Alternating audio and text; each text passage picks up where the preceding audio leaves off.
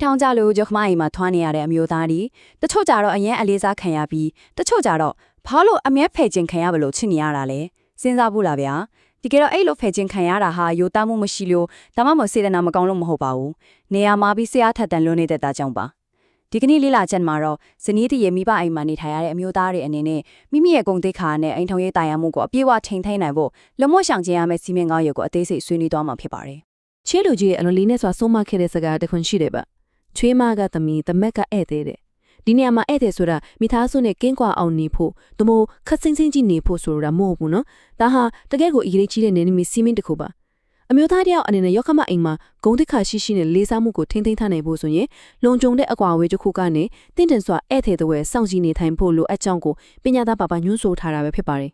ဆိုတော့ဒီအိမ်တွင်းရေးတာယာဖို့အတွက်လိုက်နာရမယ့်အဓိကအချက်6ချက်ရှိပါတယ်အမှန်တကယ်ဧည့်သည်ဖြစ်ခြင်းအမွေကိစ္စနဲ့နိုင်ရှင်မှုတဲ့ရှောင်ရှားခြင်းကြားမဝင်ခြင်းမှန်ကန်တဲ့စိတ်နေသဘောထားရှိခြင်းဗန္ဒာရေးကိုကာကွယ်ခြင်းနဲ့နောက်ဆုံးအိမ်ထောင်ဦးစီးရဲ့အန်တီမာရီမန်းချက်တွေပဲဖြစ်ပါတယ်။ကဲပထမဆုံးအချက်ခံနေဆက်လိုက်ကြရအောင်ပထမဆုံးစီးမြင့်ကတော့အမွေကိစ္စတွေမှာလုံးဝဝင်မပါဘူးပါပဲ။ပိုင်ဆိုင်မှုထောင်ချောက်ကိုဘယ်လိုရှောင်ရှားမလဲဆိုတာကြည့်လိုက်ရအောင်။ဆက်ဆိုင်ရေးတစ်ခုမှာငွေကြေးနဲ့ပိုင်ဆိုင်မှုဆိုတာတကယ့်ကိုအထိရှအလွယ်ဆုံးလीရုပ်ခမာရီကပိုင်ဆိုင်မှုတွေခွဲဝေပေးတဲ့အခါမိမိဇနီးနဲ့နာမှာဆိုလို့ဆိုပြီးစိတ်အားထက်သန်စွာဝင်ရောက်ငင်းခွန်တာမျိုးလုံးဝမလုပ်ပါနဲ့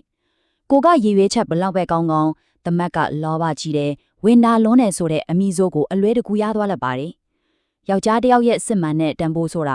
ာယောက်ခမရဲ့ပိုင်ဆိုင်မှုတွေအပေါ်မှာမမူတည်ပဲကိုပိုင်လက်နဲ့ဖက်နဲ့စ조사ရှာဖွေတိဆောက်မှုအပေါ်မှာဒါအဓိကမူတည်လာပါဒါကြောင့်ဉာဏ်ပညာရှိတဲ့အမျိုးသားတိုင်းဟာအမွေခွဲဝေတဲ့ကိစ္စတွေမှာတိတ်ဆိတ်စွာနေပြီးလုံးဝဝေမပါဖို့ရွေးချယ်တတ်ကြပါတယ်ဒုတိယစီးမြင်ကတော့နေထိုင်မှုပုံစံတွေကိုလုံးဝမနိုင်ရှင်းဖို့ပါ။ကွဲပြားမှုတွေကိုလေးစားဖို့ဘာကြောင့်အရေးကြီးတယ်လဲဆိုတာဆက်ကြည့်ကြမယ်။လူတွေပေါင်းသိနေထိုင်ကြပြီဆိုရင်မတူညီတဲ့အလဲချင်းတွေဆိုတာတေချာပေါက်ရှိလာတာပဲလေ။အဲ့ဒီအခါမှာမင်းတို့အိမ်ကစားတာတော့တာရှော့လိုက်တာငါတို့အိမ်မှာဒီလိုမရှိဘူးလို့အလွယ်တကူသွားမပြောမိစေနဲ့နော်။ဒါမှမဟုတ်သူတို့ကလေးတွေကိုအလိုလိုက်လွန်းတယ်လို့ဝေဖန်မိတာမျိုးပေါ့။ဒါတွေကဇနီးတွေကိုအယမ်းနာခြင်းစေပါတယ်။လူကြီးတွေကိုမလေးစားရရောက်တယ်လို့ဇနီးတွေရဲ့စိတ်မစ်ကိုပါတွယ်ဝိုက်ပြီးငင်းပေရရောက်သွားတတ်တယ်။ဒီလိုနိုင်ရှင်ဝေဖန်တဲ့စကားလေးတွေကနေတဆင့်မမြင်ရတဲ့မကျေနပ်မှုနိုင်ရန်ကြီးတွေဖြစ်လာပြီးအိမ်တွင်းရေးပဒနာတွေစလာတော့တာပါပဲတကယ်လို့တစ်ခုခုကိုပြောင်းလဲခြင်းတယ်ဆိုရင်တောင်ဇနီးတဲ့နဲ့နေရောက်တဲ့ရှိချိန်မှသာဘာနဲ့ဆွာတိုင်းပင်ဆွေးနွေးသင့်ပါတယ်တတိယစီးမင်းကိုတွားရအောင်မောင်နှမချင်းပြဿနာတွေမှာဝေမဆွက်ဖက်ခြင်းပါဒါဟာတကယ်ပလိုက်မှုထောင်ချောက်ကြီးပါသွေးသားရင်ချက်မောင်နှမတွေငင်းခွန်ကြတာတွားနဲ့လျက်တိုင်မိတယ်လို့တဘာဝပဲလေကိုဇနီးကသူ့မောင်နှမတွေနဲ့ပြဿနာတက်တဲ့အခါအမျိုးသားတွေကကာကွယ်ခြင်းစိတ်နဲ့ဝင်ပါတတ်ကြရမလားဒါပေမဲ့စဉ်းစားကြည့်ဗျာသွေးကရေထဲဖြစ်တဲ့အတွက်နောက်နေ့မှသူတို့ချင်းချင်းကြံတက်သွားတဲ့အခါဘာဆက်ဖြစ်မယ်ထင်လဲဟုတ်ပါတယ်နောက်နေ့မောင်နှမတဲ့အတူတူထမင်းပြန်စားကြတဲ့အခါကြားကနေဝင်ပါခဲ့တဲ့ကိုရီးယားရုတ်ရက်အနီခတ်သွားရောစေရနာနဲ့ဝင်ပါခဲ့တာမှန်ပေမဲ့နောက်ဆုံးကျတော့သွေးခွဲတဲ့သူလိုလိုကုန်းတိုက်ခဲ့သူလိုလိုဖြစ်သွားပြီးရုပ်ကမအိမ်တိမ်လုံးရဲ့အမြင်မှာပုံရံသူကြီးဖြစ်သွားတတ်ပါတယ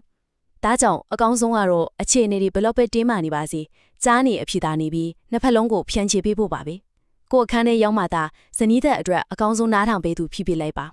ကဲစီမင်းလေးကတော့မန်ကန်တဲ့စိတ်နေတပလောထားထားရှိဖို့ပါအကောင်းဆုံးငှက်တာမှုကိုဘလို့ရှာဖွေမလဲ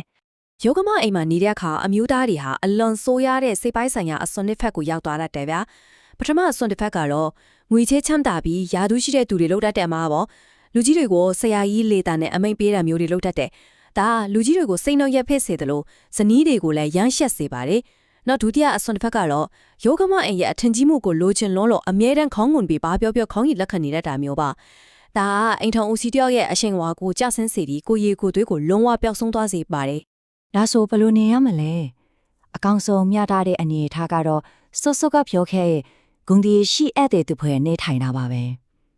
ပြောတာထက်နားထောင်တာကိုပို့လုံးရမယ်လူကြီးတွေကိုယိုသေးရမယ်ဒါပေမဲ့ကိုအထင်သေးလောက်အောင်အလွန်မြင့်နှိတ်ချတာကြောက်ရွံ့နေရမျိုးလုံးဝမလုပ်ပါနဲ့မာနလည်းမပါကြောက်ရွံ့တာလည်းမရှိတဲ့တည်ငြိမ်တဲ့စိတ်ထားမျိုးကိုထိန်းသိမ်းနိုင်မှသာယောကမအိမ်ကကိုရင်ထဲကနေတကယ်လေးစားလာမှာပါအခုနောက်ဆုံးလဲအရေးအကြီးဆုံးစီမင်း၅ကိုရောက်လာပါပြီဗန္ဒာရေးကိုကာကွယ်ခြင်းမှာမိမိကိုယ်ပိုင်မိသားစုကိုဘယ်လိုစောင့်ရှောက်မလဲဆိုတာကိုဆွေးနွေးထားပါမယ်ဇနီးသေးရဲ့မောင်နှမတွေအတွက်အကျွေးအာမခံပေးတာမျိုးဟာတကယ်ကိုလုံးဝရှောင်ကျဉ်ရမယ့်ကိစ္စပါပဲ သူတို့စီးပွားရေးအဆင်မပြေတဲ့အခါတနာလို့ပဲဖြစ်ဖြစ်မျက်နှာပန်းလာခြင်းလို့ပဲဖြစ်ဖြစ်ဘာမှတွားလက်မထိုးပေးလိုက်တာမျိုးဟာကိုကလေးတွေရဲ့အနာဂတ်အတွက်ဆူဆောင်းထားတာတွေကိုအလွယ်တကူပြော့ကွယ်ထားစေနိုင်ပါတယ်။တကယ်လို့သူတို့ဘက်ကအကျွေးမဆက်နိုင်တော့ဘူးဆိုရင်တွေ့ကြည့်ပါ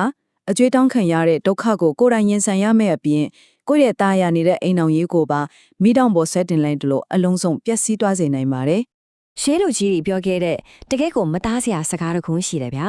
အရေးပေါ်ကိစ္စကိုသာကဲပါပြင်းကြီးတာနဲ့လောင်ကစားတာကိုလုံးဝမကဲပါနဲ့တဲ့ကိုယ်အစွမ်းဆောင်နေစွမ်းတဲ့ကနေပြန်ရဖို့မမျှော်လင့်မဲနဲ့လည်းပပကူညီပေးတာမျိုးတော့လုပ်လို့ရပါတယ်ဒါပေမဲ့ကိုမိသားစုရဲ့ကြီးမားတဲ့ပိုင်ဆိုင်မှုတွေကိုပုံအောပြီးသူများရဲ့အမားတွေအထိုးဝန်ထမ်းပေးတာမျိုးတော့လုံးဝမလုပ်ပါနဲ့ဒီလိုပြပြသားသားငင်းဆန်တတ်တာဟာတဘောထားချင်းမြောက်တာမဟုတ်ပါဘူးကိုမိသားစုအတွက်မုံတိုင်ကြားမှာခိုင်မာတဲ့တိုင်းလွှားတစ်ခုကိုဒီဆော့ထားတာပါ နီကုံချုပ်အနေနဲ့အင်ထာဦးစီးကောင်းတရားရဲ့အန်တီမရည်မှန်းချက်မိသားစုတို့ခိုင်မာတော့အရေးအဝါဒဖြစ်လာခြင်းကိုကြည့်လိုက်ရအောင်အခုပြောခဲ့တဲ့စီးမြဲ၅ချက်ကိုလိုက်နာပြီးတင်းတင်းနဲ့ကွာဝေးမှနေတဲ့ဆိုတာရောခမအင်ကိုအေးဆက်ဆက်ဆန်တာလုံးဝမဟုတ်ပါဘူးဒါဟာကိုယ့်ရဲ့အိမ်ဟောင်ရဲ့ငင်းချမ်းမှုကိုဗျူဟာချကာခွေလိုက်တာပါပဲအမျိုးသားတယောက်ရဲ့အမြင့်မားဆုံးတာဝန်ဟာဆွေမျိုးတိုင်းဝိုင်းတစ်ခုလုံးရဲ့ပြဿနာတွေကိုလိုက်ရှင်းပေးနေတဲ့သူရဲကောင်းကြီးချစ်ဖို့မဟုတ်ပါဘူးအဲ့ဒီလိုသူရဲကောင်းထွက်လို့ဖို့စ조사ခြင်းကပဲကိုမိသားစုလေးကိုဒုက္ခသွင်းတဲ့တွင်းပေါ်လိုက်တယ်လို့ဖြစ်တော့တတ်ပါတယ်။ဒါကြောင့်နောက်ဆုံးအနေနဲ့ဒီအချက်လေးကိုတွေးကြည့်စီခြင်းပါတယ်။အမျိုးသားတရားအနေနဲ့ယောကမအင်ရတဲ့သူရဲကောင်းဖြစ်ဖို့ရွေးချယ်မလား။ဒါမှမဟုတ်မိမိရဲ့သားသမီးတွေအတွက်မုံတိုင်ကြားကခိုင်မာတဲ့ဒိုင်လွှာတစ်ခုဖြစ်ဖို့ရွေးချယ်မလား။ကိုယ့်ရဲ့ဇနီးနဲ့သားသမီးတွေအတွက်လုံခြုံတဲ့အရေးအဝါဒတစ်ခုဖြစ်ပေးဖို့ကသာအရေးကြီးဆုံးပါပဲ။မိမိရဲ့ကိုယ်ပိုင်မိသားစုလေးငြိမ်းချမ်းခိုင်မာနေမှသာလဲနှစ်ဖက်မိဘတွေအတွက်လည်းအကောင်းဆုံးကျေးဇူးဆက်နိုင်မှာဖြစ်ပါတယ်။ဒီနေ့တင်ဆက်ပေးခဲ့တဲ့ရှင်းလင်းချက်လေးကနေတဆင့်မိသားစုဘဝတွေကိုပုံမခိုင်မာတာရအောင်တည်ဆောက်နိုင်မယ်လို့ယုံကြည်ပါတယ်။အားလုံးပဲငြိမ်းချမ်းသာရတဲ့မိသားစုဘဝတွေကိုပိုင်ဆိုင်နိုင်ကြပါစေ။